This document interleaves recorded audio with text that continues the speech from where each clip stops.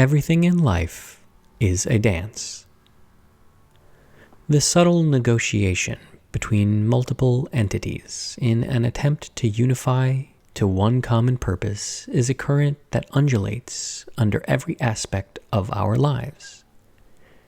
Of course, in the ballroom, the manifestation of that negotiation is the dance. Whether the roundabout of a Viennese waltz, the volcanic tango, or the luscious bolero, the requirement that the involved parties have an acute understanding of not only the rules, reasons, and destination, but also the subtleties of each other's capacities, limitations, and of course, desires, is paramount. For one miss can send the exercise careening off track, or step. But this Gordian knot is precisely what makes the dance a magnetically appealing pursuit. It requires practice, dedication, and a commitment to perseverance. Ask anyone preparing for their wedding. But if those challenges are vanquished and a symbiosis is achieved, the resulting act, product, or experience transcends the sum of its parts. The product is a manifestation of a successful dance as well. The toil commanded by process, if executed adeptly and with grace, can yield something that otherwise might seem improbable or possibly impossible. To understand the materials and methods, to employ them appropriately and with precision, is a negotiation, a grand jet. Missteps can often result in the failure of the pursuit and can foretell the spoiling of the product.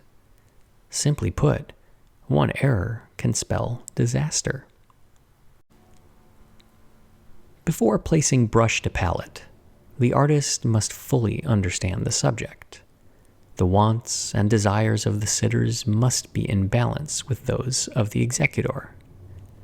For if the painter merely imposes their will upon the subjects, the product will feel unnatural and out of step. The artist must, however, not allow the motives of the subject to dominate their labor, as every sitter will have in their mind's eye a vision of what a successful painting looks like, and that may run headfirst into the aspirations of the artist. Any successful work must be a delicate negotiation between the parties, resulting, if not in an accord, then at least a détente.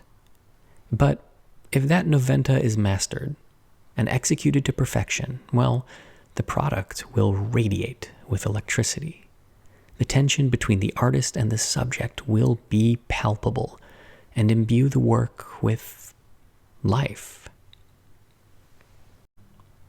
Even the simple act of looking at a painting is a tango. The painter has presented their thesis, complete with an understanding and perhaps concession to the subject, yet with an eye on the viewer. And the audience must accept what the artist has created, observe it, analyze it, and judge it. The way the light falls on the subjects, the rhythm of the brushwork, and the color palette all tell the viewer about not only what the artist and subject were negotiating, but also start a conversation with the artist. And while the spectator will receive the artist's inputs, they must be willing to give as well. A one-sided dialogue results in toes stepped on and beats missed. If the onlookers can faithfully engage in the negotiation of the looking experience, then the two-dimensional construction of wood, canvas, and paint can become full of energy and effect within the viewer a raw emotion. The seemingly simple act of taking swab to surface and ridding the painting of expired varnish is one filled with false footholds and terra unfirma.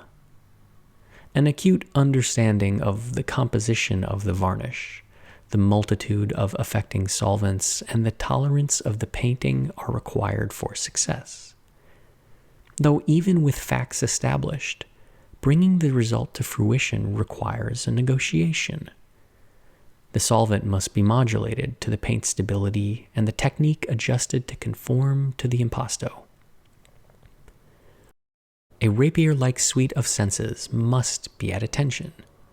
Knowing the smell of varnish when it begins to swell with solvent, hearing the change in sound when the swab reaches the paint layer, and yes, observing the cosmetic changes, all must work in step if the venture is to succeed.